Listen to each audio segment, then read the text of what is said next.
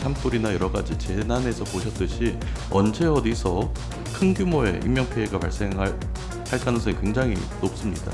기후변화가 에너지랑 연결돼 있고 에너지는 곧 경제랑 연결돼 있다 보니 우리의 산업 경쟁력이랑 뗄래야 뗄 수가 없습니다.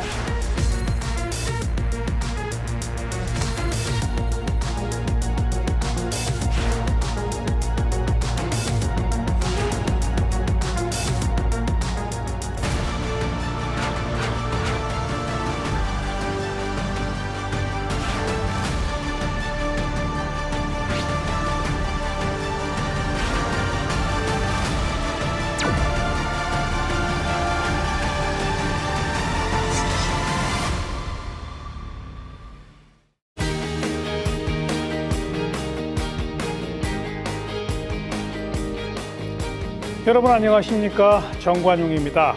전 세계 곳곳에서 기후위기가 현실이 되고 있죠. 우리나라도 예외는 아닙니다. 올여름 기록적인 폭염이 일찍 시작되면서 온열 질환자와 농작물 피해, 전력 수급 문제 등이 발생하고 있습니다.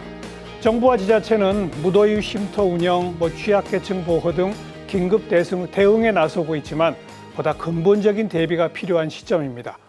또 온실가스 감축을 위한 탄소 중립 실현 대책도 시급하죠.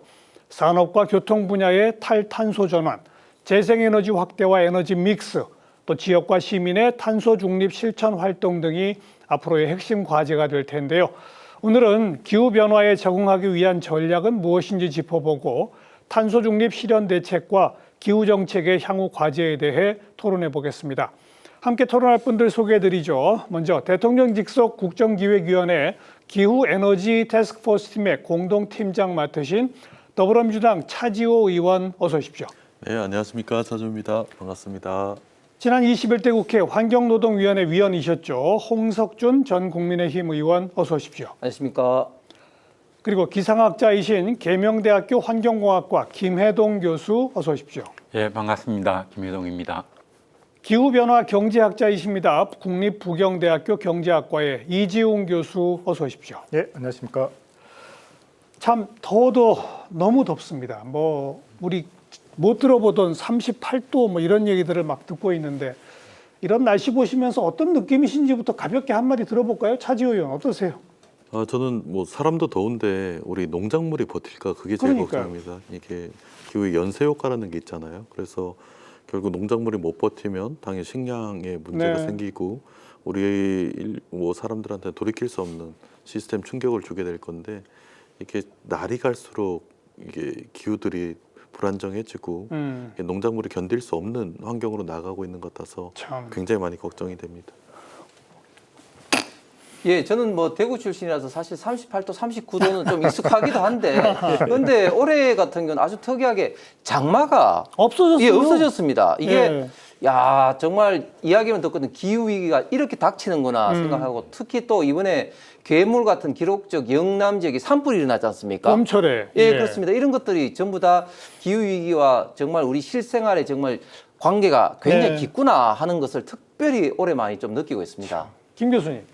예, 기후위기 특성 중에 하나가 때이른 폭염하는 게 있거든요. 그리고 2020년 이후로 들어오면서 유럽, 인도 이런 곳에서 3월, 빠르면 3월 또 한 5월 이때 벌써 이런 살인적인 폭염이 나타나고 했었는데 유럽은 올해도 그렇다고 그러죠? 예, 그렇습니다. 얼마 전 40몇 도 이러더라고요. 예, 근데 우리도 지금 보면은 폭염이 가장 심각한 시기가 초복에서 말복 그 사이인데 아직도 초복이 한 열흘 넘게 이렇게 남았는데 벌써 이렇게 많이 더웠고 40도 더위까지 오는 것을 보면은 우리나라도 유럽, 인도에서 유행했던 때이른 폭염이 드디어 한반도에도 상륙했구나 이런 생각을 하게 됩니다. 자, 이 교수님. 예, 저는 아무래도 경제학자다 보니까 사람들이 돈을 어떻게 소비하는지가 조금 관심인데요.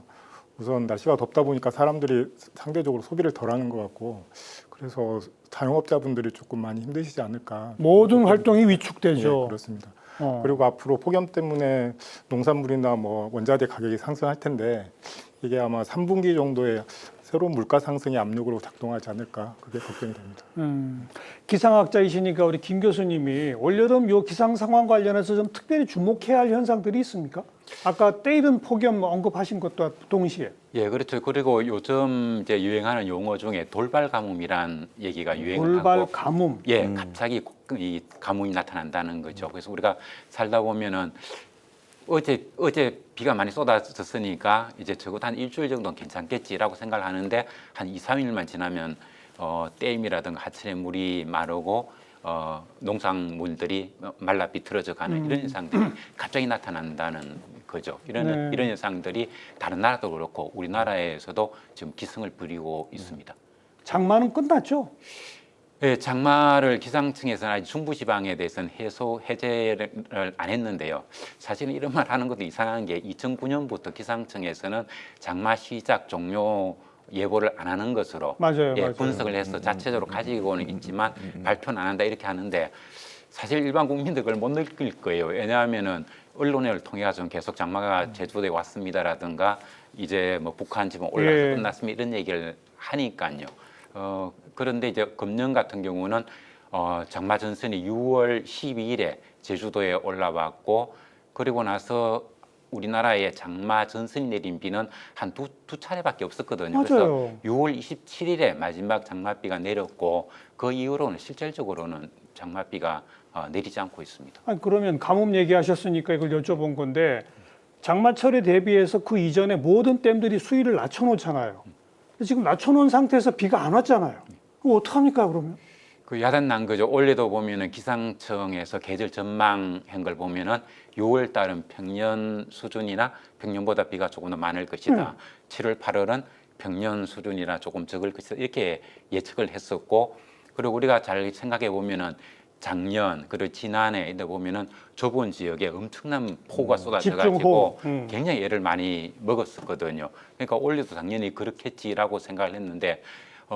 금년의 경우에는 예년과 다른 게 남쪽에서 뜨고 고온 다소방 공기가 올라오고 북쪽에서 북극권의 찬 공기가 상공에서 우리나라 쪽으로 내려와서 그 남쪽의 뜨거운 공기와 북쪽의 찬 공기가 부딪혀 싸워야 그게 장마전선이잖아요. 예, 그래서 이제 그래야 이제 격렬한 비가 오고 많이 오는데 올해는 그동안 우리가 겪어보지 못했던 현상 하나가 북쪽에서 찬 공기가 내려오질 않는 겁니다.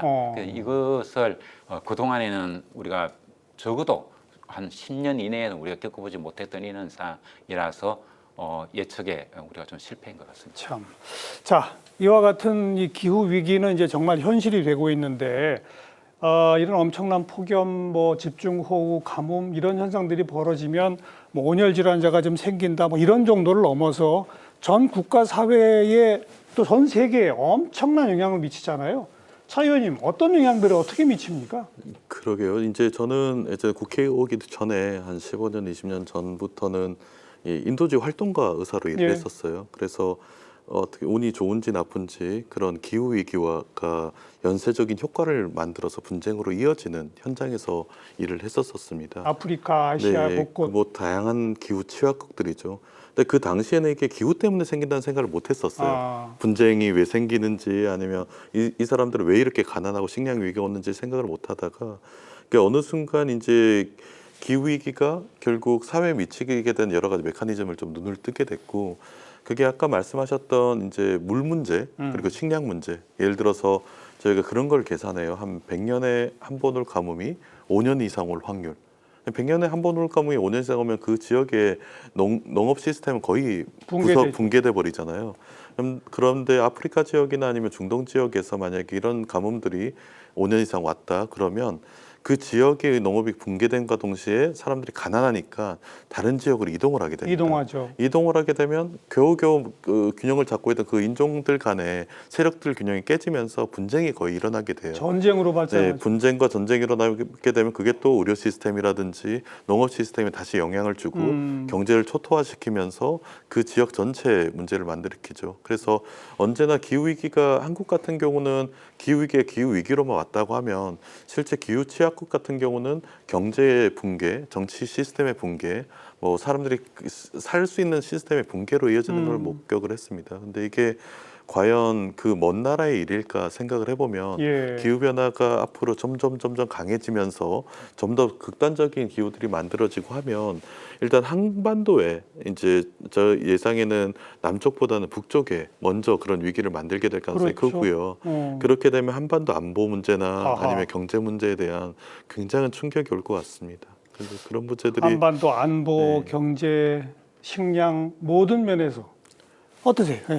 예, 지금 기후 위기로 인해서 이제 직접적으로 이제 닥치는 피해가 가뭄, 홍수, 그리고 뭐 폭염 뭐 등등이라고 볼 수가 있는데, 그래서 뉴질랜드 웰링턴 그 교수진 2000년도에서 2019년도까지 평균 기후 위기라는 경제적인 어떤 피해액을 환산을 해보니까 연평균 한 189조다 그렇게 했는데, 또 일부에서는 이것도 너무 과소평가를 한 것이라고 또 비판하시는 분들도 있습니다. 그런데 이게 2000년부터 2019년도에도 평균치인데, 지금은 또 그때보다도 훨씬 더 많은 피해를 우리 인류에게 미치고 있는 것 같습니다. 기후 예. 위기는 제가 볼 때는 세 가지 특징이 있는 것 같습니다. 이게 경제 기술적으로도 이제 관련이 있을 뿐만 아니라 국제적으로도 굉장히 좀 관련이 있고, 또 산업에 직접적인 또 영향을 미치는 그렇죠. 그런 어떤 특징이 있기 때문에 이 문제는 뭐 특별한 어떤 국가가 대응할 수도 없는 문제고, 각 국제 간의 어떤 연합체식으로 뭐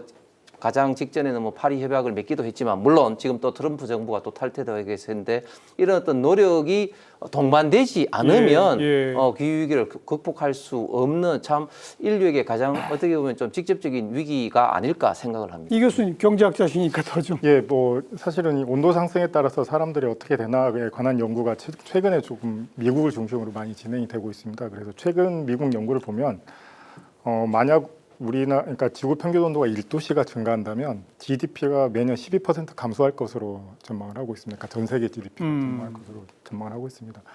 그리고 특히 이제 미국 같은 경우에 예를 들면 2도씨가 올라가면 뭐 GDP가 1에서 2% 정도 감소한다거나. 그래서 우리나라는 아직 그런 연구는 없는데, 아마 차 의원님께서 말씀하신 대로 우리나라에도 심각한 영향을 미칠 것 같습니다. 그리고 그 외에도 뭐 폭염이 하루가 늘어나면 그 인구 사망률이 0.01% 증가해서, 예를 들어서 우리나라 같은 경우는 그 숫자를 그대로 적용하면 매년 500명 이상이 그 폭염 하루 때문에 추가적으로 사망한다, 뭐 그런 연구 결과도 굉장히 많이 나와 있습니다. 게다가 이런 변화가 닥치면 취약계층, 그렇습니다. 그리고 지역적으로, 국가적으로, 국제적으로 보면은 취약국가, 예. 여기 먼저 타격을 받는 거 아닙니까? 네, 그렇습니다. 그죠? 예. 그런 걸 제일 먼저 보신 거고. 그럼요. 그래서 아까 얘기했던 게 예를 들어서 기후 위기가 경제 충격과 이주 그리고 이제 분쟁들로 이어지는 게 기후 위기가 가진 연쇄적인 효과라고 한다고 하면, 사실 이제 가까운 미래에는 이 기후 위기의 연쇄적인 효과뿐만 아니라 이제 복합 효과라는 게 있습니다. 그게 어떤 거냐면, 저희가 위기가 와서 이런 위기가 닥칠 거라는 것도 100% 올 현실이고, 예. 뭐 예를 들어서 팬데믹이 100% 다시 올 것도 현실이잖아요. 그렇죠. 근데 사람들이 다음 팬데믹은 이런 극단적 기후가 가진 연쇄적 경제 효과들과 같이 올 거라는 걸 생각을 못 하고 있어요. 근데 팬데믹 하나만으로도 전 세계 경제가 얼마나 휘청거렸습니까? 빠져나오지 못하는 경제 위기를 겪었던 나라들도 있고 한데, 이제 예를 들어서 이 다음 팬데믹이 그 기후 위기로 인한 식량 위기와 전쟁의 발생, 그렇죠. 이런 것들이 같이 오고, 여기가 가지는 복합적인 경제 효과가 한국의 저출산 고령화로 인해서 굉장히 취약해진 노동경제 인구에 닥쳐온다라고 생각을 하면 한국 경제가 버틸 수 있을까요? 하하. 그리고 그 당시에 팬데믹만 해도 우리 소상공인들이나 굉장히 많은 사람들이 극단적으로 힘든 삶을 사셨는데, 이런 복합 위기가 왔을 때 과연 한국과 같은 나라가 굉장히 경제적으로는 굉장히 탄력성이 높은 나라잖아요. 그럼에도 불구하고 버틸 수 있을까? 그리고 만약 한국은 버틴다 해도 전 세계 다른 경제 블록들이 무너지는 상황들이 왔다. 그럼 거기에 대한 경제 충격을 한국이 결국 견뎌낼 수 있을까라고 보면, 이 기후 위기는 사실 인류의 존망을 가르는 일이고, 이게 뭐 한 4, 50년 뒤에 벌어질 일이 아닙니다.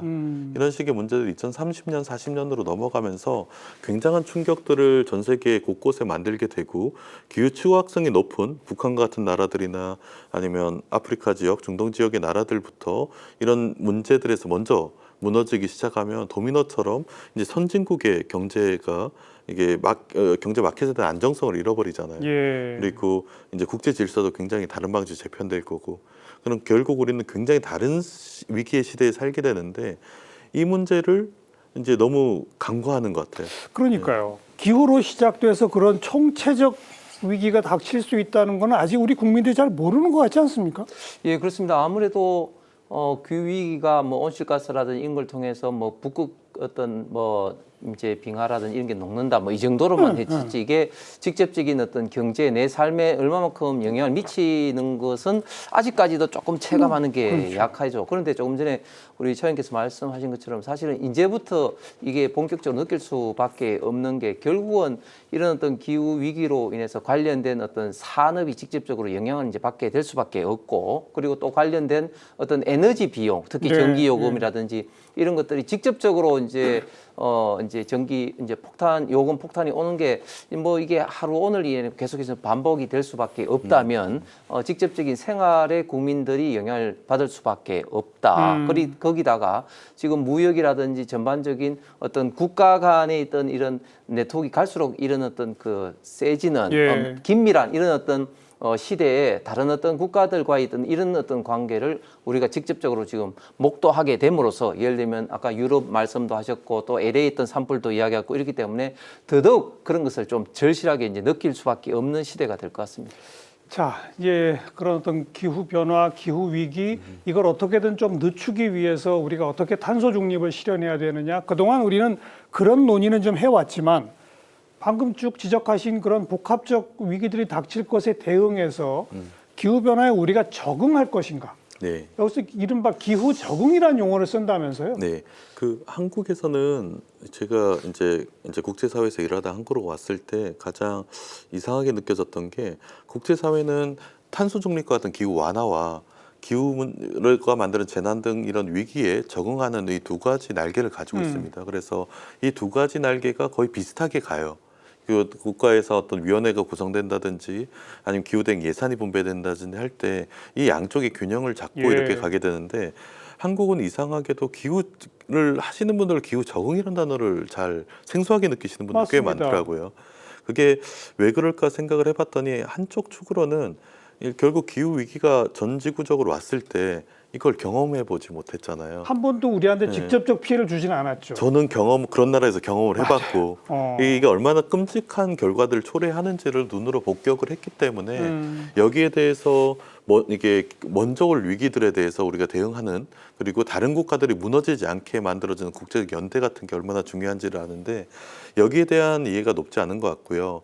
아마 이렇게 비교하면 조금 더 이해가 쉬우실 것 같아요. 이제 인구 문제도 마찬가지. 이게 저출산 고령화가 어떻게 보면 거기서 출생률을 높이는 거는 인구 완화에 가까워요. 기후 완화처럼. 예. 근데 거기서 대응 적응해야죠. 네, 근데 이미 적게 태어난 아이들은 우리가 시간 돌려서 되돌릴 수가 없잖아요. 예. 그러면 적게 태어난 아이들 때문에 한 130년 정도의 인구 영향을 주게 되는데, 이미 배출된 탄소만으로도 굉장히 이제 탄소 중립을 만들어내는 과정들이 있다 하더라도 위기를 막기는 굉장히 쉽지 않은 상황인 것 같습니다. 그랬을 때 그냥 이 기후 위기라는 게 어떻게 보면 한국에서 여름이 좀 덥고 온열 질환이 좀 더 늘어나서 그래서 사망률이 약간 더 늘어나가는 정도라고 생각을 하는데, 사실 그게 아닌 그렇죠. 연쇄적 효과들 그리고 복합 효과들을 생각을 해야 된다는 게 이제 다른 문제가 되는 자, 거죠. 그 기후 적응 우리는 뭘 어떻게 해야 합니까?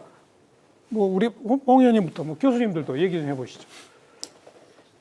예, 기후 적응 얘기를 좀 많이 하셨는데, 우리나라 사람들이 왜 이 문제에 대해서 좀 둔감할까 이 생각을 좀 더 해봐야 되는 게, 최근에 이르기까지 우리나라에서는 온도 상승은 전 지구 평균 온도보다 더 많이 올라간다 뭐 이런 얘기는 있었지만, 그게 온대 기후대의 범위 안에서 올라갔기 때문에 그렇죠. 농업 생산이라든가 수산 문제라든가 이런 다방면에 걸쳐 가지고 그렇게 국민들이 피부에 와 닿을 만큼의 영향은 없었다는 것이 아직까지는. 예, 원인이었으면. 그렇지만 최근에 오면은 우리나라 기후대가 온대 기후대를 뛰어넘어서 이미 아열대화가 되고 아열대화가 더 심화되는 과정으로 가고 있기 때문에 지금 작년에 보면 추석 때 체감 온도로 40도 가까운 더위가 이렇게 되고 예. 그리고 가을이 되면은 그 어떤 농산물도 풍작이 되는 농산물이 하나도 없어지고 그리고 우리나라 해안 주변의 수온이 여름철이 되면 30도에 가까운 네. 그러니까 적도직에 가까운 수온이 되고 그러다 보니까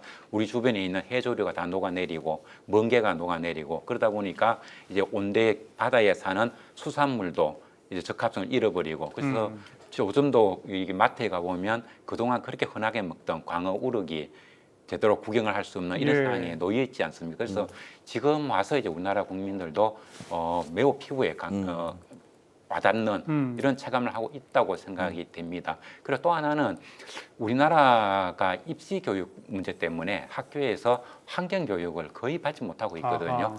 아하. 거기에다가 우리나라 언론에서도 기후변화 관련해서 국제회의가 있을 때만 집중적으로 보도를 하고 그다음 해외 언론을 통해서 나오는 북극곰 소식, 남극에 있는 황제 펭귄 소식은 잘 전하는데 지금 여기 우리에게 어떤 문제가 있는가에 대해 가지고는 보도를 거의 하지 않고 있다는 것이 언론 정보학회 이런 데서도 지적을 하고 있는 그런 상황이거든요. 예. 그래서 이게 성인에 대한 그 기후환경 교육도 잘 안 되고 있고 어린 학생들에 대한 환경 교육도 안 돼 있고 이게 굉장히 오랫동안 한 1, 20년 가까이 이어져 왔다는 거 이런 것들도 꼭 지적을 해야 될 것 같습니다. 또, 예.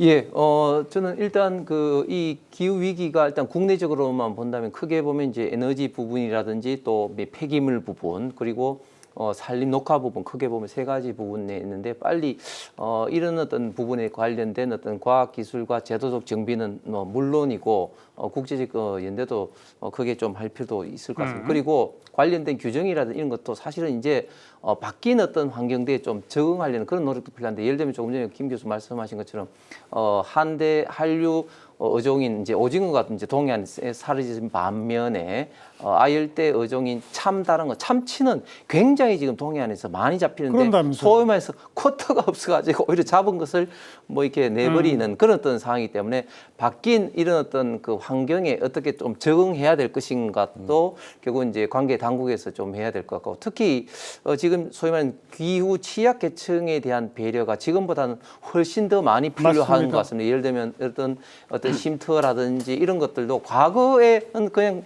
각 지방자치단체에서 뭐 보여주기식 시혜성을 했다면 지금은 관련된 분들에게는 취약계층에게는 생존의 문제이기 때문에 이런 어떤 분야에 대한 투자 관심도 굉장히 더 많이 노력을 이제 기울여야 되겠다. 무엇보다도 관련된 분야의 어떤 교육 그리고 문화 자체를 바꾸기 위해서라도 해야 되는데 참 걱정스러운 것은 앞으로도 보면 이런 배달 음식으로 인한 어떤 폐기물의 어떤 증가라든지 또 데이터 센터라든지 이 AI 시대에 또 많은 또 에너지를 쓸 수밖에 없는 전기 그런 사용이. 그렇습니다. 그런 어떤 사항이 우리가 지금 이제 당면해야 될 문제이기 때문에 이런 과제를 어떻게 해결해야 될 것인가가 참. 아주 증명한 것 같습니다. 총체적입니다. 이 교수님도. 예. 예, 이게 사실은 그러니까 우리가 제가 아까 말씀드린 것처럼 이제 이 폭염으로 인해서 일시적으로 경제 활동을 못 하시는 분들이 분명 생길 겁니다. 그리고 그분들을 지원하기 위해서 각 지자체에서 여러 가지 제도를 하고 있는 걸로 알고 있는데 그 외에도 일시적으로 생활비가 부족한다거나 뭐 그런 분들을 위해서 신용대출을 증가한다거나 그런 새로운 정책 방향이 잠시나마 도입될 필요가 있다고 생각이 듭니다. 그런 뭐 긴급 대응보다도 더 좀 중장기적으로 복합적 경제 위기까지 대비한 그런 시스템이 더 있어야 되는 거 아닙니까? 예, 근데 정말 예, 그럴 것 같습니다. 근데 정말 큰 과제죠? 정말 쉽지 않은 일 같습니다. 좀 아까 우리 차 의원께서 그러니까 외국들은 보면은 기후 완화 대응과 기후 적응 분야가 이렇게 균형 있게 가더라. 균형 있게 간 때 이 기후 적응 분야는 대체로 어떤 시스템에서 대체로 어떤 정책들을 하던가요? 좀 우리가 배울 만한 게 뭐가 있습니까? 이렇게 말씀드리면 될 것 같아요. 탄소 중립이나 기후 완화 문제 같은 경우는 명확하게 어떻게 하면 되는지를 우리가 좀 알고 있는 것 같습니다. 예. 근데 이제 기후 적응에 대해서는 결국 기후가 이렇게 변화하고 이런 연쇄적인 효과들이 만들어졌을 때 전 세계가 어떻게 변할지에 대한 예측이 잘 안 되는 것 잘 같아요. 모르죠. 예를 들어서 우리가 기후 난민 얘기를 하잖아요. 근데 기후 난민이라는 게 사실 뭐 난민이라는 단어를 쓰는 게 좀 적절하지 않을 수도 있어요. 왜냐하면 우리가 역사적으로 뭐 한 1, 2만 년 전부터 인간이 기후에 적응하기 위한 가장 기본적인 적응 메커니즘이 이동이었습니다. 이동이죠. 그 살던 환경인 내가 살던 세계가 나쁘면 다른 쪽으로 네. 이동을 하면서 끊임없이 움직여 살았고 그게 이제 현생 인류가 전 지구에 퍼져 살게 된 이유 중에 하나잖아요. 근데 그게 지금 현재 시대는 인구가 기후 때문에 사실 살지 못하는 환경들이 조성돼 나갔을 때 대량의 난민들이 이주민들이 생겨서 이동하려고 하면 국경이 정치적 국경들이 막혀 막죠. 있습니다. 그렇기 때문에 이 정치적 국경을 억지로 넘어가는 사람들은 난민이 되고 그렇지 못한 사람은 거기서 죽어가거나 굉장히 힘든 삶을 살게 되는 거죠. 그럼 이게 전지구적인 기후가 굉장히 악화돼서 우리가 여태까지 본 적 없을 정도의 인구 이동이 일어났다. 그러면 결국 전 세계는 이동하는 인구들이 굉장히 많아질 거잖아요. 근데 지금 국제 질서는 이제 국가 기반으로 다 돼 있습니다. 의료 시스템, 뭐 교육 시스템, 뭐 여러 가지가 국가 기반으로 다 돼 있고 경제 시스템도 그렇고. 근데 그런 상태에서 이걸 벗어나는 새로운 국제 질서나 압력이 있었을 때 여기에 어떻게 적응할 것인가 답이 없어요. 왜냐하면 우리가 가진 세계가 아직은 겪어보지 못한 건데 기후 변화라는 거는 저희가 깊게 생각해야 될 부분은 전 세계를 이전과는 굉장히 다른 방식으로 바꿔버릴 겁니다. 그러니까요. 그리고 그 변화의 상당수는 이미 막을 수 없는 단계에 도달해 있어서 그러면 전 세계적으로 논의들이 결국 지금은 이 기후 변화 이게 그 탄소 배출 시나리오에 따라서 온도가 얼마나 올라가 이거는 예측이 되는데 다른 한쪽으로는 실제 이게 우리 사회가 가진 우리 사회 시스템 혹은 경제 시스템 여기에 어떻게 영향을 줄지를 예. 열심히 연구를 하고 있어요. 근데 거기에 대해서 이제 그런 거시적인 관점 시스템 개선에 대한 적응까지는 아직 만들어지지 않았고, 근데 지금 국제사회에서 하는 거는 이제 국내와 국외를 나눠보면 기후 취약국들이 먼저 이런 위기가 오는 국가들이 무너지지 않게. 왜냐하면 대부분의 기후 취약국들은 기후 변화의 원인 제공자들이 아닙니다. 아니죠. 피해국들이에요. 예. 취약국이라고 하기보다는 기후 피해국이라고 해야 되는데 선진국에서 경제 성장을 하기 위해서 산업화를 하기 위해서 만들어놨던 그간에 투입했던 많은 탄소들이 위기를 만들고 가장 먼저 이제 피해를 당하는 곳이죠. 근데 그렇죠. 그 나라부터 무너지기 시작을 하면 이 연쇄 효과가 여러 나라로 퍼질 거기 때문에 우선적으로는 기후 취약국, 한국 안에서는 기후 취약국 인구에 예. 먼저 이제 극단적인 영향을 가지 않게 맞습니다. 막는 게 중요하고요. 그 다음에는 결국 이제 기후에 그 적응하기 위한 여러 가지 수단들을 동원을 해야 되는데 지금 한 가지 저희가 집중해서 보고 있는 건 AI 기술들입니다. 왜냐하면 전 세계를 이렇게 바꿀 정도의 위기 요인이 발생했을 때 이거에 적응할 수 있는 메커니즘 그 또한 지구 전체를 바꿀 수 있을 만한 힘이 있어야 돼요. 근데 지금 그렇게 바꿀 수 있는 힘 중에 하나가 AI 전환입니다. 그럼 AI 전환 과정에서 우리가 기존에 이제 기후 위기에 대해서 적응하지 못했던 부분들이 AI 기술로서 새롭게 좀 재편돼 나갈 수 있는 요인들은 좀 있는 거죠. 적응할 방법을 AI가 좀 찾아준다. 아니요, 그 뭐 예를 들어서 의료 시스템도 기후 취약국은 의료 시스템이란 게 굉장히 약하잖아요. 그래서 기후 위기가 오거나 재난이 오면 사람들이 죽을 수밖에 예. 없는데 AI 기술이 예를 들어서 그 나라 의료 시스템이 결부가 되면 의료 시스템의 회복 정도가 혹은 의료 시스템 위기가 있을 때 사람들에게 의료 서비스를 제공할 수 있는 정도가 훨씬 더 높아져요. 그렇겠죠. 그러면 사람들이 적어도 알겠습니다. 죽지 않고 이제 버틸 수 있게 되는 거죠. 그런데 지금 우리 수준에서 우리 정부와 우리 국가 산위에서 뭐 기후 적응 차원에서 겨우 하고 있다고 한다면 아까도 몇 분 말씀하신 취약계층에 대한 집중 대책 결국 그 정도 수준 하고 있는 거 아닙니까? 사회자가 이제 적응이라고 얘기를 하시니까 범위가 너무 넓어가지고 그러니까요. 어떤 얘기를 해야 될까 머리가 좀 복잡했는데 우리 차주 의원께서 워낙 또 범위 넓게 얘기를 하셔가지고 지금 이제 그다음에 좁게 다른 나라 얘기해 얘기는 볼게요. 네, 좀 열애를 하고 네네네. 우리나라 문제를 좀 그러니까요. 지적을 하고 네, 네, 싶은데요. 네, 네, 네. 이런 문제가 있습니다. 가을이나 이런 데서 태풍이 큰 게 막 이래 올라오면은 우리나라 정부에서 어떻게 대응을 하는가 하면은 국무총리가 위원장이 돼가지고 재난안전본부를 딱 만들고 그렇죠. 그 태풍이 어디로 가는가 막 이걸 들여다보고 민방위 옷을 예. 입고 왔다 갔다 하고 이렇게 하거든요. 그래서 그게 참 이상하다. 왜냐하면 다른 나라도 그렇게 하는가. 그 사람들이 왜 그걸 들여다보고 됐느냐는 거죠. 그거는 기상청에서 통보하면 되거든요. 지금 또 기상청에서는 동네 예보를 다 하고 있고 이게 지나가면 강풍이라든가 폭우라든가 이게 어느 정도 수준인지 기상청마다 더 잘 아는 데가 없어요. 예. 마찬가지로 폭염도 어떤 각 지역마다 이게 어느 정도 수준이고 어떻게 대응해야 되는가에 대해서는 기상청에서 2023년부터 영향 예보라는 걸 하고 있죠. 그래서 이게 몇 단계에 해당되는 재난인가에 대한 판단은 기상청이 하는 것이고 네. 국제 스탠다드를 보면 그러면 행정 조직은 거기에 맞춰가지고 액션으로 들어가면 되는 거예요. 근데 우리나라는 관념 모여가지고 왜 그 사람들이 태풍이 어디로 가고 있는지 기상청이 해야 될 일을 보고 앉아 있느냐. 이거 너무 해이하더라고 저는 행안부 가서도 지적을 했거든요. 예. 그리고 또 하나 폭염 대응이라든가 이런 것도 보면 우리나라 행정안전부에 가면은 국이 굉장히 크고 공무원들이 많이 있습니다. 근데 지방으로 내려가면은 광역시에 가면은 재난국이 있죠, 그죠, 홍 의원. 근데 실제로 사람들이 도움을 필요로 하는 구청에 내려가면 폭염이 발생했을 때 주민들을 갖다가 맞춤형으로 어떻게 대피시킬 것인가 하는 행동들은 구청에서 해야 되는데 거기에 가면은 조직도 없고 공무원도 없고 아무것도 없거든요. 그래요. 그렇죠. 이렇게 해가지고는 대응이 안 되는 겁니다.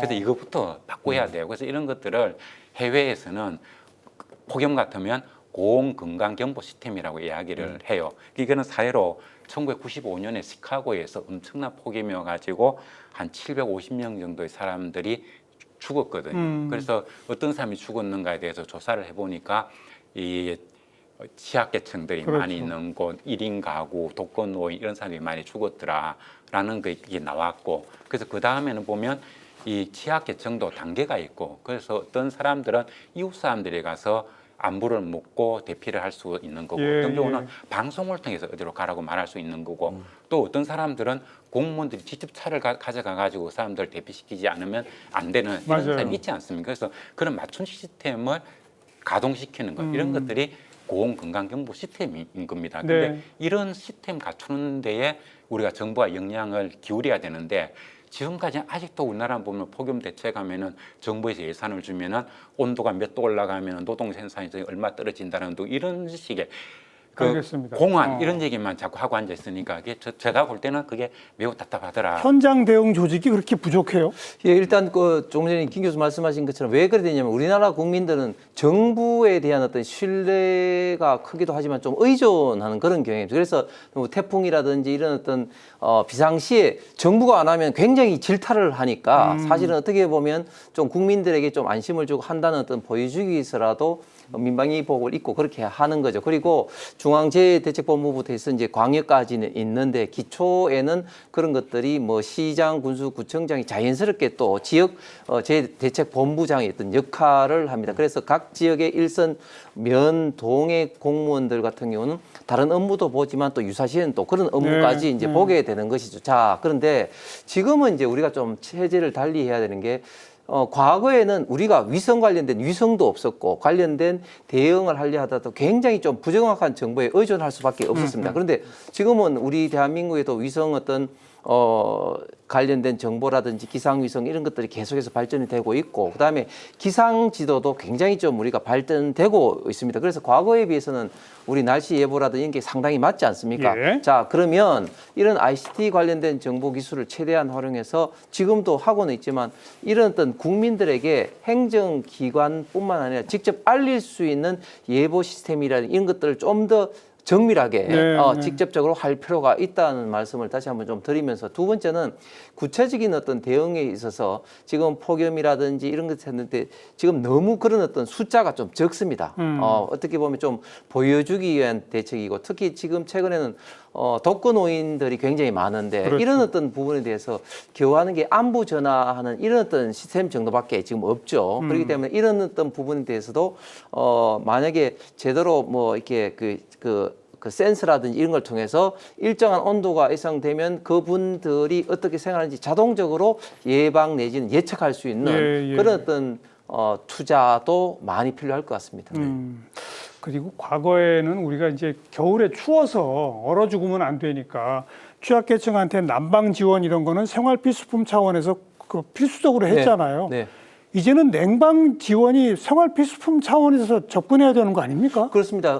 연탄 같은 경우라든지 이런 거는 지금 기초자치단체에서 이제 무상으로 지원해주고 또 취약계층에 대해서는 에너지 바우처 사업이라든지 그런 것들이 있는데 말씀하신 것처럼 이제는 추위보다도 난방 대책에 특별하게 해야 되는데 특히 최근에는 이제 전기 요금이 많이 올랐고 특히 이런 어떤 가중치가 붙기 때문에 전기 요금 폭탄을 맞을 가능성이 굉장히 많죠. 그렇기 때문에 취약계층에 대해서는 난방 못지않게 이 냉방 대책이 그러니까요. 절대적으로 필요할 것 같습니다.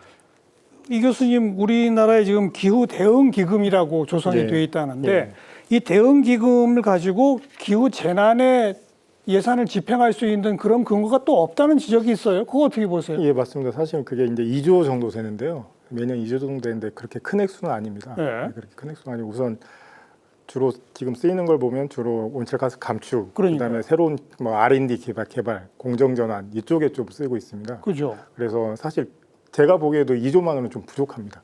부족해서 지금 이거를 기후 재난 쪽으로 돌리기에는 아마 예산이 부족해서 좀 어려울 것 같다는 생각은 듭니다. 그래도 어쨌든 그 기금을 좀 더 확충하더라도 그 이름이 기후 대응 기금이면 재난 터진 곳에 먼저 좀 집행할 수 있어야 되는 거 아닙니까? 예, 뭐 그럴 수도 있을 것 같은데, 근데 제가 생각하기에는 이제 우리가 이미 재난에 대비하는 멋진 행정 조직이 있지 않습니까? 행정안전부라고. 그러니까 우리가 폭염이나 홍수, 산불 이런 게 아예 새로운 재난은 아니지 않습니까? 우리 충분히 그런 그 대응할 수 있는 역량이 있으니까 꼭 기후 기금이 아니더라도 그렇죠. 예, 다른 예산을 가지고도. 그쪽 역량을 강화하는 것도 한 가지 방법일 수 있다고 생각이 듭니다. 알겠습니다. 아까 이제 제가 너무 글로벌 차원에서 얘기를 해서 조금 굉장히 좁혀서 얘기를 하면 제 지역구가 오산이에요. 오산에 작년에 보면 제가 놀랐던 게 작년 여름에 오산에는 오산천이 이렇게 흐르고 있습니다. 근데 그 천이 거의 이제 갑자기 이제 강우량이 높게 나와가지고 거의 넘칠 뻔했어요. 근데 한 1.5m, 2m 정도를 남겨놓고 강물이 그러니까 선이 볼만한 게 멈췄었는데 만약에 그게 제방을 넘었으면 그 다음엔 바로 가장 시내에 저지됩니다. 그럼 굉장히 대량의 인명 피해가 그렇죠. 예상될 수 있었죠. 근데 사람들이 대피도 안 해요. 이게 너무 예상치 못한 일들이어서. 근데 이게 기후 변화를 생각을 하다 보면 이번에는 1.5m 남겨놓고 멈췄던 게 반드시 넘치게 돼 있습니다. 그렇죠.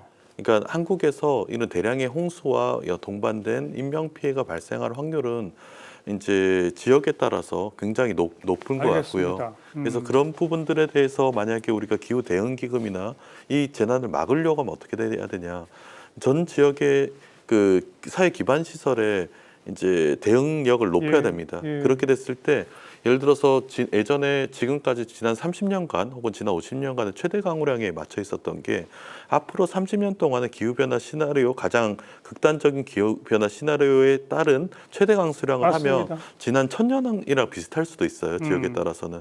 근데 그거를 전 국토에 취약 지역을 높이려고 하면 엄청난 예산이 들을 거잖아요. 어마어마하겠죠. 그 어마어마한 예산들이 마련되고 미리 대비되지가 않으면 우리는 기후 위기로 인한 대량의 인명 피해를 막을 수 없는 시기에 놓여 있고요. 그건 우리의 생명과 안전과 직결된 문제이기 때문에 이 문제들에 대해서 저는 기후 대응 기금이 사실 2조로 부족하다는 말씀이 맞아요. 기후와 연관돼서 인명 피해를 초래할 수 있는 부분들에 대해서 막아버리면 그게 훨씬 더 많은 재원이 필요하지 않을까 싶습니다. 자, 이 기후변화와 닥칠 위기 오늘 좀 글로벌하게 시작을 했고 그게 곧 우리나라에도 현실이 될 것이다. 관점을 그리 이동시켜서 우리도 국제적인 공조와 노력, 또 연구 검토도 해야 한다는 게 우선 전제가 되겠고요.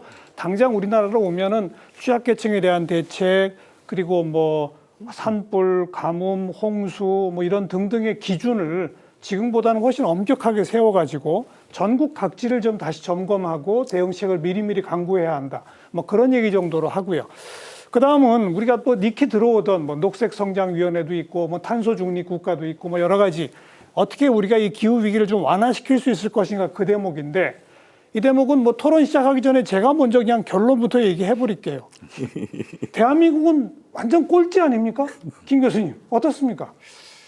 그렇죠. 우리가 그 매년 11월 되면은 기후변화 협약 당사국 총회가 열리고 그 중간쯤 되면은 기후변화 대응지수 해가지고 쭉 성적이 예. 1등부터 60등까지 나오는데 1등부터 3등까지 항상 공수로 비워놓더라고요. 전 세계 어떤 나라도 검은 동메달을 딸 만큼 잘하는 나라가 없다. 그래서 4등이 실제는 1등인데 우리나라 같은 경우는 밑에서부터 한 5손가락 안으로 벗어난 일이 없고 그것도 최근에 보면은 더 메달을 하나 더 딴 게 오늘의 화석상 하는 게 있거든요. 오늘의 화석상. 예, 네. 오늘 화석상 그게 무엇인가 하면은 기후변화 협약 당사국 총회가 열리는 이유가 보다 더 강화된 좀 탄소를 줄일 수 있는 안을 만들어내기 위해서 회의가 열리는데 그 새로운 법안을 선정할 때는 만장일치제거든요. 그래서 회원국 중에서 누군가가 방해를 하면 그게 선택이 안 되는. 네. 그래서 거기 법안이 선택이 안 되도록 가장 방해를 잘한 나라에게 주는 상이 오늘의 화석상인데 네. 그게 화석이 여기죠. 지난해 그 전에 2년 연속으로 우리나라가 수상을 했다는 그 아주 부끄러운 그런 사건도 있었습니다. 그 우리가 2050년까지 뭐 탄소 중립한다 그래서 탄소 중립법이라는 걸 만들어 놨는데 정작 그 법은 헌법 불합치 판정을 받았죠, 이 교수님.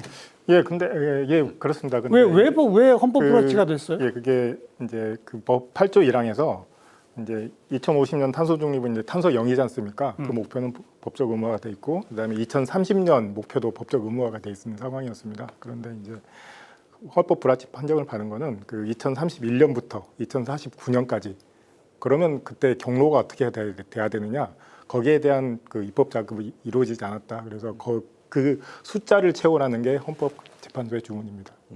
그러니까 2050년의 목표는 제시해 놓고 예, 2030년? 30년까지의 계획은 있는데 예, 50년까지의 계획은 아예 없어요? 그 법에? 그 법상에서는 지금 없는 상황입니다. 그 당연히 그거 있어야 되는 거 아닙니까? 근데 이제 제가 뭐 정부 관계자를 변호할 생각은 없는데 사실은 이게 어떤 상황이 발생할지를 모르니까 예, 법적으로 조문화하는 게 굉장히 좀 정부 차원에서 부담이 된다 그런 얘기는 들었습니다. 그래도 계속 법을 개정하더라도 있어야 되는 게 맞는 거죠. 예, 뭐 그러니까 저도 뭐 그 법을 사실 우리가 그걸 명문화하고 못 지킨다고 해서 뭐 그렇게 제 생각에는 누가 감옥에 가거나 그런 일은 없을 것 같다는 생각이 듭니다. 근데 그러니까 우리나라 뭐 어떤 법적 의지를 보여준다는 측면에서 그거를 해야 되는 건 맞는 것 같고 아마 제가 듣기로 정부에서 이제 추진하고 있는 것으로 들었습니다. 여야를 떠나서 우리나라 왜 이렇게 엉망입니까? 한마디로 말해서. 이게 어느 정도 한쪽에는 정치화되어 있는 이슈들이 좀 있는 것 같고요. 다른 한쪽으로는 이제 산업계 니즈들, 한국이 굉장히 경제 성장과 산업에 약간 집중을 하고 있잖아요. 그랬을 때 산업계에서 나오는 목소리가 사실은 저기 국제사회 그 기준들과는 조금 다를 수는 있습니다. 이 아리백 얘기가 나오듯이 이미 우리가 전세적으로 무역을 하기 위해서는 아리백이라는 기준들을 가지고 움직여야 됨에도 불구하고 아직까지 그러지 못하고 있는 부분들도 있고 다른 하나는 아까 말씀하셨던 것처럼 이제 정부에 따라서 이 기준들이 계속 왔다 갔다 하면서 사실 미국도 좀 그렇죠. 트럼프 행정부 들어와서 기후변화 문제들에 대해서는 굉장히 출렁이곤 있는데 유럽 국가들이나 몇몇 국가들은 그래도 기후 문제에 대해서는 일종의 사회적인 합의들이 만들어져 있는 것 같습니다. 근데 한국도 사실상의 사회적인 합의들이 만들어져 있고 특히 이게 미래 세대들 당사자성 있는 아이들이나 아니면 젊은 사람들은 여기에 대해서 이견이 별로 없는 편인 것 같아요. 근데 정치권이나 아니면 정부에서 예를 들어서 이게 위헌 판정을 받는 굉장히 부끄러운 상황이 초래될 정도로 그 다음에 계획들을 만들어 놓지 않는다는 거는 실천을 떠나서 계획도 못 하고 있다는 거 아닙니까? 그러니까요. 예, 일단 우리 대한민국 같은 경우는 사실은 이제 산업으로 특히 이제 무역으로 먹고 사는 국가인데 우리 대한민국의 주된 산업들이 다 보면 에너지 다 소비 산업입니다. 예를 들면 철강이라든지 석유화학이라든지 조선이라든지 자동차라든지 그러다 보니까 사실은 산업계에는 굉장히 좀 부담을 가질 수밖에 없는 상황인 것이죠. 그 다음에 또 이제 원자력이 문제가 또 굉장히 좀 심각한데 기후 위기를 이야기하면서 또 탈원전을 이야기를 하면은 그러면 어떤 식으로 에너지를 할 것이냐 모두 또 친재생 에너지로만 할 수 있느냐 실질적으로 불가능하게 되는 거죠. 결국은 기후 위기를 이야기하면서 탈원전 이야기하는 것은 굉장히 좀 문제가 될 수밖에 없는 것이고 저도 이 탄소 중립을 만들 때 한노에 있었습니다만은 이런 것 때문에 굉장히 그때 그 경론이 많이 좀 있었습니다. 그래서 일단은 2050 넷제로를 하지만 법적으로 2030까지는 2018년도에 비해서는 35%를 감축하다. 이것도 굉장히 좀 도전적인 계획이죠. 저는 이 계획도 될 수 있을지 없을지 모르겠습니다. 거의 실현 불가능해요. 예, 지금 상황으로 그 봐서는. 이후에 또 이제 5년밖에 안 남았어요. 예, 맞습니다. 그 이후에는 구체적인 어떤 로드맵을 못 잡기 때문에 헌법재판소에서 이 부분이 구체성이 없다. 뭐 미래 세대든 환경권 침해다 이런 식으로 해서 이제 헌법 불합치 판단을 내렸는데 자, 이런 상황에 어떻게 할 것이냐. 저는 원전 문제를 명백하게 좀 해결해야 되면서 특히 이런 어떤 환경 관련된 기술, 예를 들면 이산화탄소 포집기라든지 관련된 기술을 개발하고 하는데 우리 대한민국이 어떻게 보면 좀 과학기술과 정책적 역량을 총력을 다 기울여야 된다. 예, 그러면서 예. 자연스럽게 에너지 다소비 업종에서 조금 벗어나는 에너지 산업 전환 정책도 동시에 필요할 것 같은데 그렇죠. 말은 쉽지 결코 쉽지 않은 과제이죠. 우리 그 원전 부분 얘기는 조금 이따 좀 따져보고요. 지금 우리 뭐 차 의원의 지적이나 이런 걸 들어보면 좀 거친 표현으로 제가 말하면 목표는 세워놓고 기업 눈치 보느라고 규제 안 하고 탄소세 같은 거 안 만들고 국민 눈치 보느라고 전기요금 안 올리고 이래서 이렇게 된 거 아닙니까? 이 교수님 어떻게 생각하세요? 예.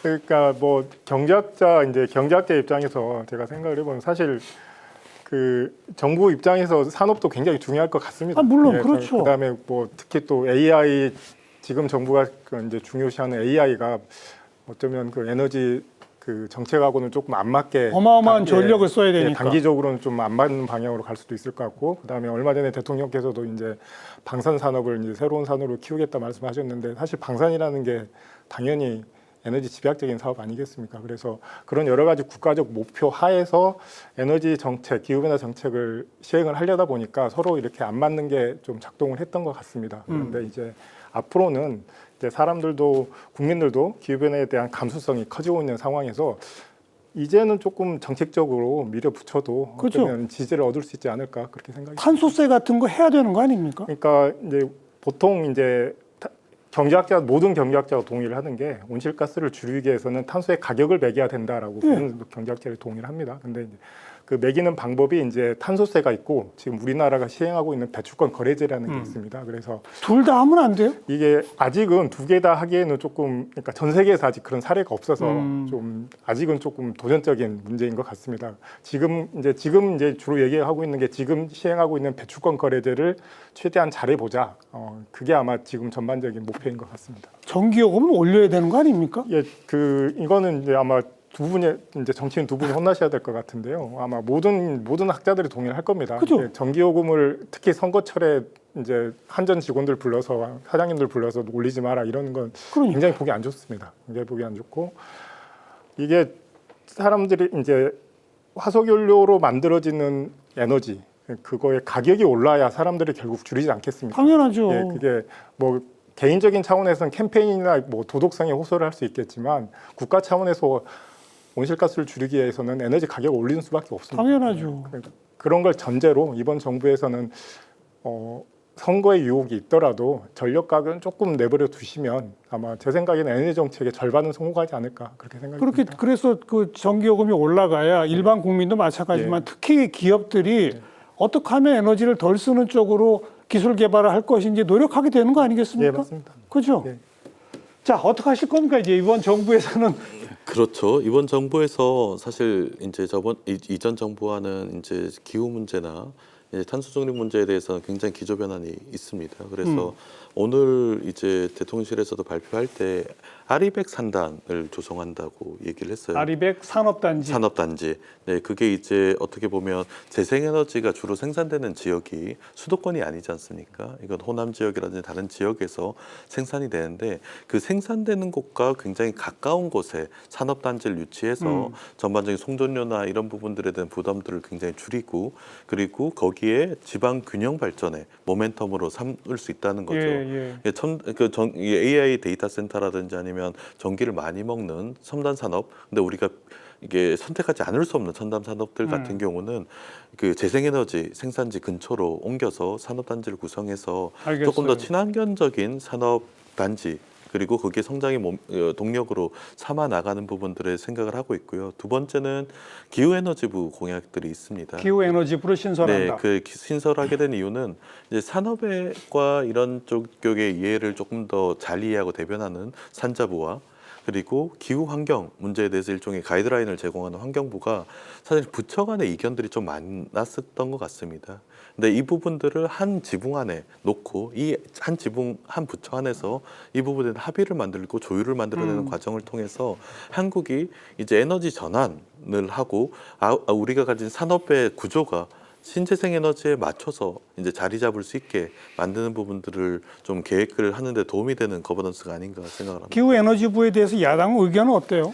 예, 일단 그 부분에 대해서 이제 방식이 기존의 산업부 환경부를 내버려 두고 별도의 부서로 에너지와 환경 관련된 부를 새로 만들자는 안이 하나가 있고 또 환경부의 에너지 부분을 붙이자 이렇게 하는 안이 이제 두 가지가 있을 수 있을 것 같습니다. 그런데 좀 염려되는 것은 사실은 한 파트는 지능이고 또 한 파트는 이제 규제를 담당하기 때문에 한 부서가 규제와 지능을 동시 담당한다는 게 좀 어렵긴 하죠. 예, 그렇습니다. 과연 그게 제대로 굴러갈 수 있을 것이냐 하는 좀 우려는 있습니다. 예를 들면 저도 윤석열 정부 이제 인수위에 있었는데 그래서 제가 이제 제안을 해서 지금 이제 진행되는 건 뭐냐면 생산지와 소비자의 전기 요금이 같아서는 안 된다. 그러니까 무슨 말인가 하면 생산지에 있는 어떤 요금과 소비지에 있는 요금은 소위 말해서 그 경제학적으로 보더라도 딜리버리 코스트가 당연히 이제 반영이 돼야 되는 이동 것이죠. 비용. 그렇습니다.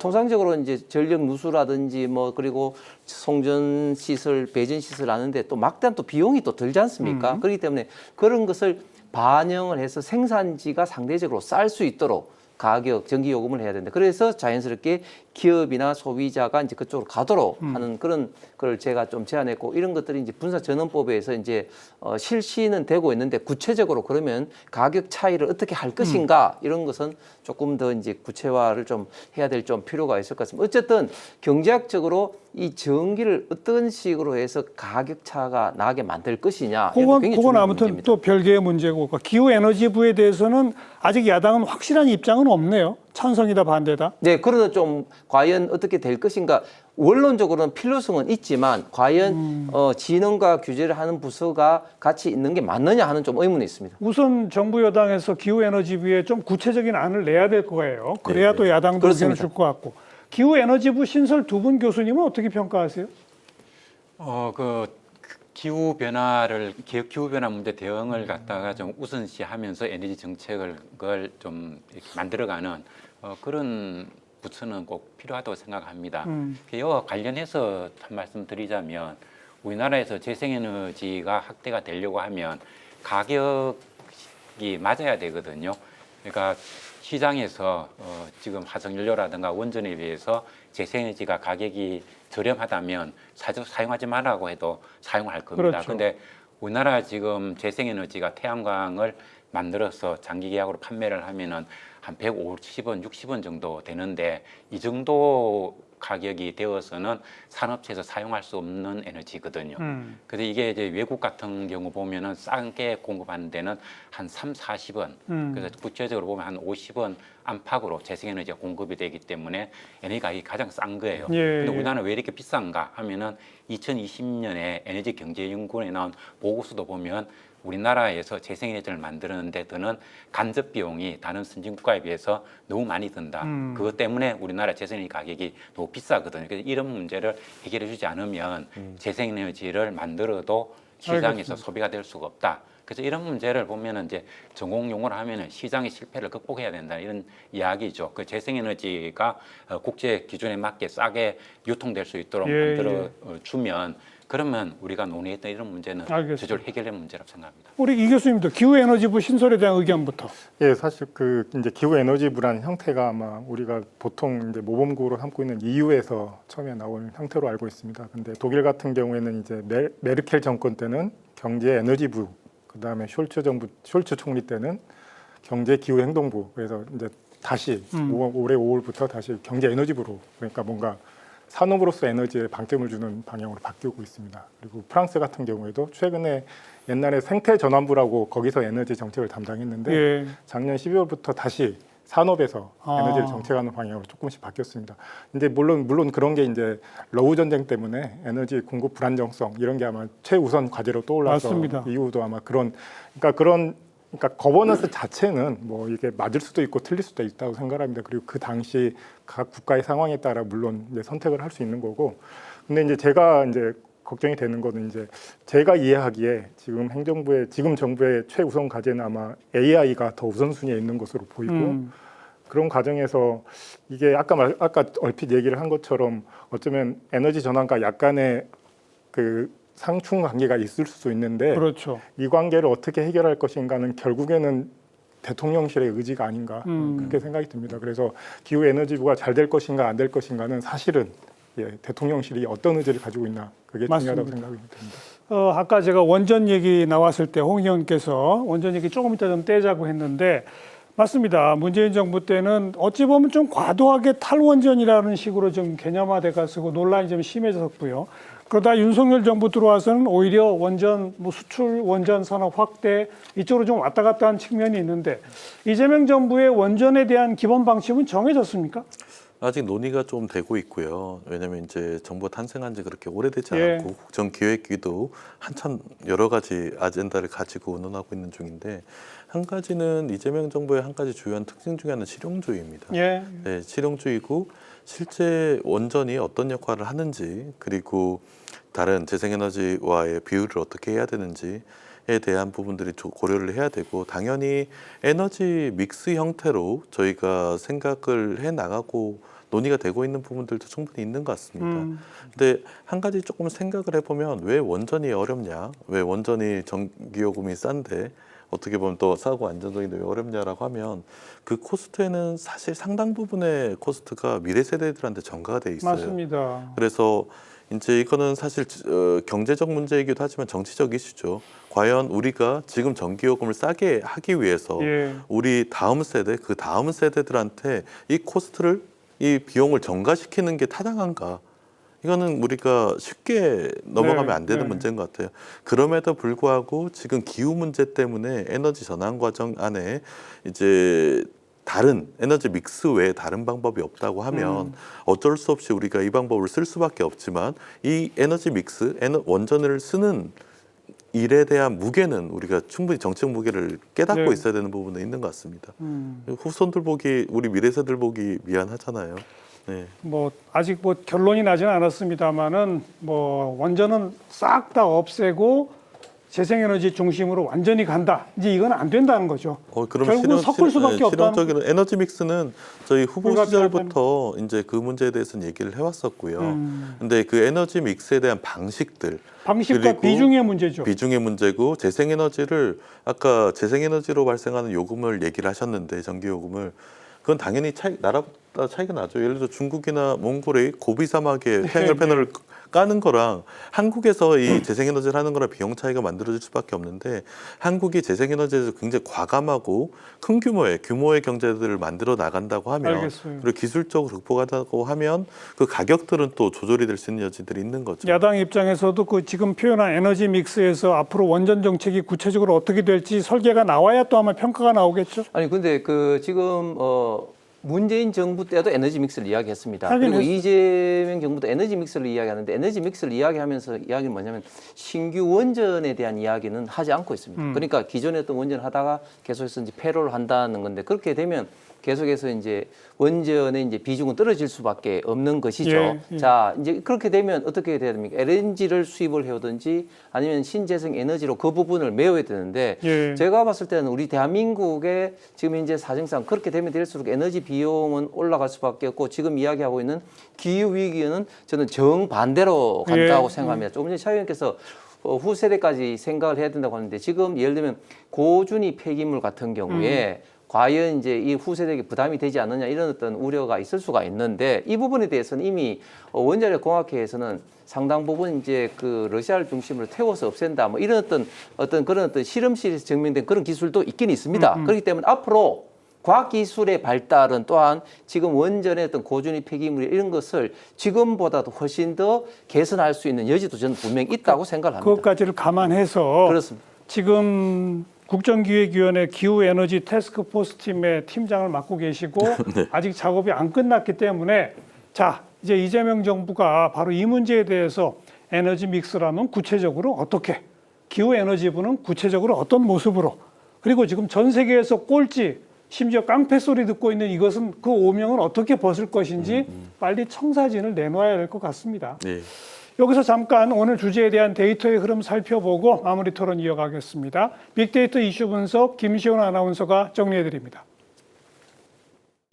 빅데이터 이슈 분석, 기후위기를 키워드로 빅데이터를 분석했습니다. 지난 6월 7일부터 7월 6일까지 한 달 동안 뉴스, 커뮤니티, SNS 등에서 집계한 총 정보량은 약 16,800건입니다. 뉴스 정보량의 추이를 살펴보면 6월 26일 정보량이 가장 많았습니다. 26일 이재명 대통령이 취임 후 첫 국회 시정연설에 나섰는데요. 재생에너지 중심의 에너지 전환을 조속하게 완료하여 기후위기와 아리백에 대응해야 한다고 정책 비전을 밝히면서 새 정부 기후 정책 방향에 관심이 쏠렸습니다. 이어서 기후위기 연관어를 살펴보면 기후, 환경부 등을 볼 수 있습니다. 이상기후로 인한 피해가 세계 곳곳에서 잇따르고 있습니다. 미국 텍사스에는 현지 시간 지난 4일 3시간 만에 3개월치 강수량이 퍼부으면서 최소 80명이 숨졌습니다. 유럽 곳곳에서는 40도를 넘는 폭염이 이어지고 있는데요. 파리 에펠탑 철골이 무더위에 휠 수 있다는 분석도 나왔습니다. 이렇게 이상기후로 손해가 발생했을 때 이를 보상해주는 보험을 기후보험이라고 하는데요. 정부와 보험업계가 개발하고 있는 기후보험의 윤곽이 드러났습니다. 일용직 근로자 등 취약계층의 피해를 구제하겠다는 취지라고 하는데요. 환경부는 내년 상반기 시범사업 도입을 목표로 하고 있습니다. 다음으로 기후위기의 감성 키워드를 분석하겠습니다. 부정감성어 위기와 중립감성어 확대를 볼 수 있습니다. 기후위기는 생산성 하락, 물가 상승 등 실물 경제 위협으로 이어지기도 합니다. 기후 대응이 전혀 이루어지지 않으면 2100년까지 한국의 평균 기온은 6.3도 상승하고 강수량은 16% 늘어날 것으로 전망되는데요. 이 경우 국내 총생산은 2100년까지 21% 감소하게 될 거란 관측이 나왔습니다. 국가인권위원회는 유엔 인권이사회의 기후위기 대응과 취약계층 보호를 촉구했습니다. 인권위는 기후위기를 인권의 관점에서 지속 모니터링하고 취약계층 보호와 사회적 불평등 해소를 위한 국제연대를 확대해 나가겠다고 밝혔습니다. 지금까지 기후위기를 키워드로 알아본 빅데이터였습니다. 네, 지금까지 문제는 얼마나 심각한지 그러나 우리는 지금까지 얼마나 제대로 못 해왔는지 이제 그런 진단을 했습니다. 결국은 이제 새로 들어선 이재명 정부가 우리는 이렇게 한번 해보겠다라고 하는 청사진과 계획표를 내놓아야만 본격적인 논의가 좀 진행될 것 같은데요. 마지막으로 우리 이 교수님부터 세 분께서 한 1분씩 좀 주문을 하시고 이런 것들을 포함해야 한다 주문하시고 앞으로 어떤 계획을 갖고 계신지 말씀 듣고 오늘 일단 정리를 하도록 하죠. 이주영 교수님부터. 예, 이제 기후 변화라는 게 사실 우리가 경험하지 못했던 거지 않습니까? 그런데 제가 조금 이제 우려로 하는 게 사람들이 이걸 너무 종말론적으로 받아들이는 그렇게 광고하는 경향도 있고. 예. 근데 물론 이제 그런 게 사람들의 주의를 환기시키고 어떤 각성을 한다는 측면에서 의미는 있는데 이게 어떤 구체적인 실천 방안을 주는 데는 좀 실패하는 것 같습니다. 그리고 사람들을 계속 이게 장기적인 과제인데 계속 끌고 가기에는 너무 그런 식의 접근은 좀 불명확한 것 같고 그래서 이제 제가 판단하기에는 이 기후 위기라는 거는 우리가 이제 일반적으로 가지게 된 어떤 만성 질환으로 생각을 하고 그리고 우리가 관리할 수 있고 관리해야 되는 그리고 꾸준히 가져가야 되는 어쩔 수 없이 가져가야 되는 것으로 받아들이는 게 좀 맞다고 생각을 합니다. 그리고 사실 이제 우리한테 충격을 주는 게 기후 물론 자연재해 자체도 있지만 그 자연재해가 우리 제도와 어떻게 상호작용하느냐에 따라서 그게 훨씬 더 커질 수도 있고 그렇죠. 줄어들 수도 있는 그런 거라고 생각을 합니다. 그래서 특히 이번 정부에서 이제 많은 기대를 가지고 있는데 그런 제도를 만들어가는 과정에서 네. 많은 새로운 걸 만들어 주셨으면 좋겠습니다. 새로운 제도와 시스템 정비. 자, 김재동 교수님. 예, 최근에 보면 우리 기상청의 예보 능력이라든가 이런 것도 많이 향상은 되었지만 그것보다는 최근에 비가 오는 걸 보면 소낙성 강수가 굉장히 강해지고 장마가 와도 선상 강수들을 해서 아주 좁은 지역에 그 중에서도 아주 좁은 지역에 비가 그렇습니다. 집중하는 이런 현상을 많이 볼 수 있습니다. 근데 이러한 문제는 기상청에서도 시간을 두고 예보를 할 수 없는 그런 영역입니다. 대륙 불안정에서 오는 비는 강수가 올 수 있는 가능성은 말할 수 있지만 어디서 몇 시에 비가 그렇게 쏟아진다고는 말할 수가 없거든요.